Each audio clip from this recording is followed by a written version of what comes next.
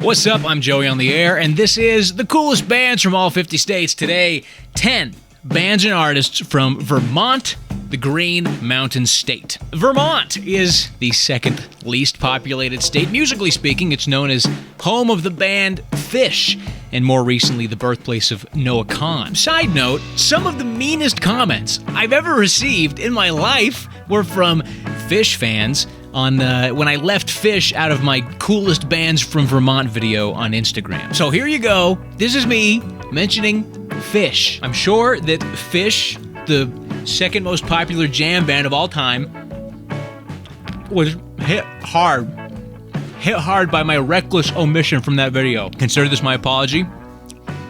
Your ice cream flavor is delicious. The first band is Brunch.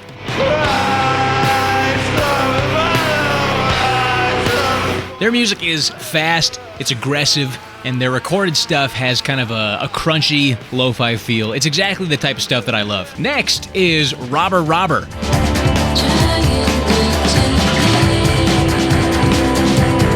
They released an album last year called Wild Guess. It's a good mix of kind of heavier post-punk stuff, sort of a driving kind of post-punk sound, and then a lighter indie sound, which is softened up a lot by the singing from their vocalist, Nina Cates. These bands are both from Burlington. Burlington is a college town of about, 50,000 people or so. University of Vermont is there. Like a lot of college towns, has a really thriving arts and music scene. Despite Burlington's small size, Vermont's small size, it's got one of the most thriving and passionate music scenes I've found in this entire series. It's a really special place. There's something magical going on there. That being said, it is facing some pretty big challenges as a music scene, and I'll get to that a little bit later. Next, a few more bands from Burlington that I really like. They only have a few songs out, so they're all a little bit smaller, but first is Grease Face.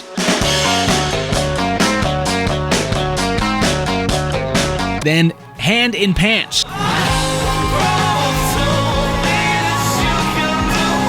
And also Scrom.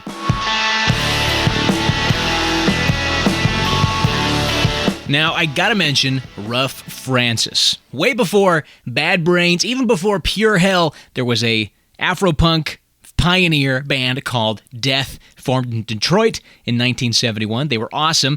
Later on, they moved to Vermont. Years later, the sons of Bobby Hackney Sr. formed a Death cover band and called it Rough Francis. Now, Rough Francis eventually started making their own music, and it was, no surprise, amazing. It's really good. They even released an album just a couple months ago called an EP called Fall EP. It's on Bandcamp only, and it's really good. I like it a lot.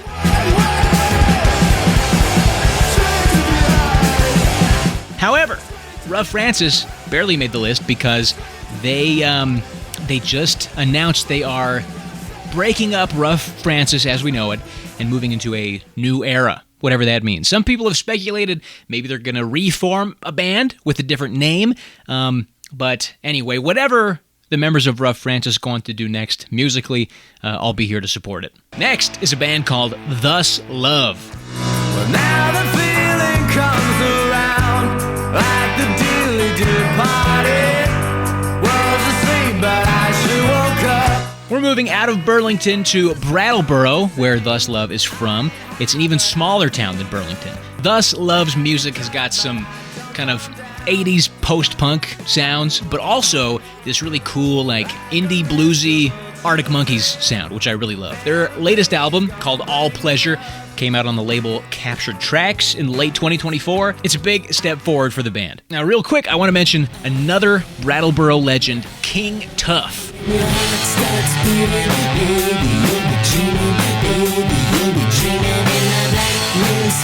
King Tuff just plain rocks. If you don't know about him, you should look him up. He's been a part of a lot of other great stuff. So he's got his own music, which is great. He was also a part of a psychedelic folk band called Feathers.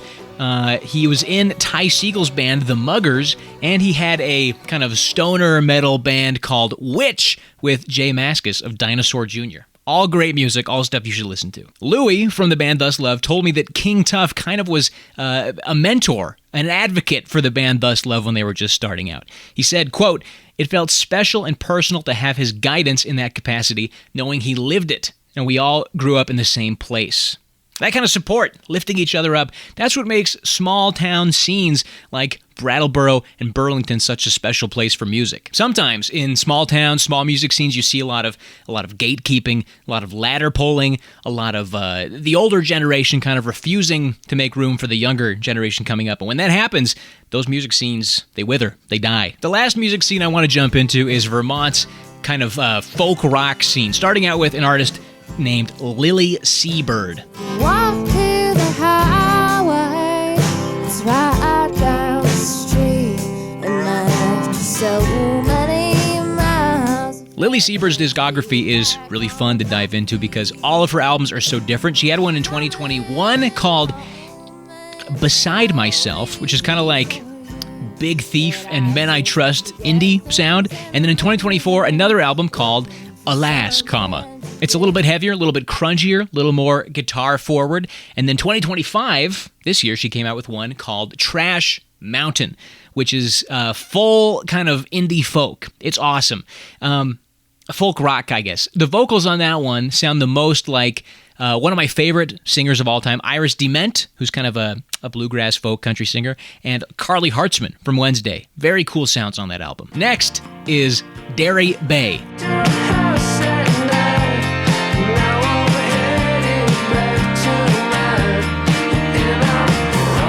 I completely missed Derry Bay when I did my Vermont video on Instagram a couple years ago, and boy, what a miss. What a whiff. Derry Bay's 2023 LP, The Longest Day of the Year. It's just a really great, fuzzy folk rock album, kind of reminiscent of Howdy. And just barely, Derry Bay released a single called The Joke, which kind of reminds me of like early Weezer or Car Seat Headrest, which I think it's an exciting new direction. Curious to see what the band does next. And real quick, before we do the last artist in this video, I want to highlight a couple honorable mentions. The Dead Shakers.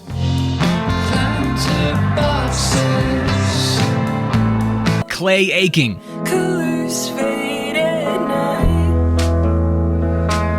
Cooked.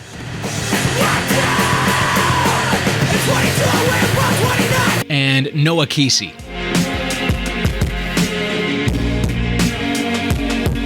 And the last artist that I'm highlighting in today's video is Greg Freeman. I saw him in the subway. I looked twice through the glass. Shadows are convincing. Such a great sound. The first time I heard this song, Colorado, I think I went back and listened to it over again like 3 or 4 times. Just louder and louder every single time. Greg Freeman, the album I Looked Out in 2022, and then the new one, Burn Over, just came out a couple weeks ago, I think. 2 listens that I think you really like. If you like MJ Lenderman, Wednesday, Geese, Frog, just listing animals here, Hotline TNT, you'll like those too. I really like the guitar solos. I love the sound, the tones of everything. I also really love Greg Freeman's songwriting, which I think rewards you the closer you pay attention, the more times you listen. There's stuff that jumps out every time. Now, if there's one thing that you take away from this video, I want it to be how fragile music ecosystems are. Almost all of the bands and artists in this video are, to quote Phil from Brunch, an extended friend group centered around one venue, Radio Bean, which is a bar in downtown Burlington. It's basically the only spot in town that will let bands and artists like this play. It's kind of the core of Burlington's music scene, and it's already had to do like 2 GoFundMes to prevent itself from closing down. Without it, most of these bands wouldn't have a place to play, they wouldn't have a place to gain fans, wouldn't have that music community that's so crucial for building a healthy music ecosystem. Phil from Brunch says that the city's creativity kind of outpaces the city's support for it, if that makes sense. He said, quote, "A crackdown on house shows means we don't have many DIY spots, and a crazy housing crisis and skyrocketing rents means that people who would be going to shows, like young people or service workers, just can't afford to live here anymore." I think lots of musicians and music fans could relate. Then there's Greg Freeman. In a recent article, he said, "Other scenes like this in Asheville or Bloomington have structures in place, like labels that help sustain it. Here," meaning Burlington, "it's mainly about the artists knitting it together, which is cool, but ultimately fragile as well."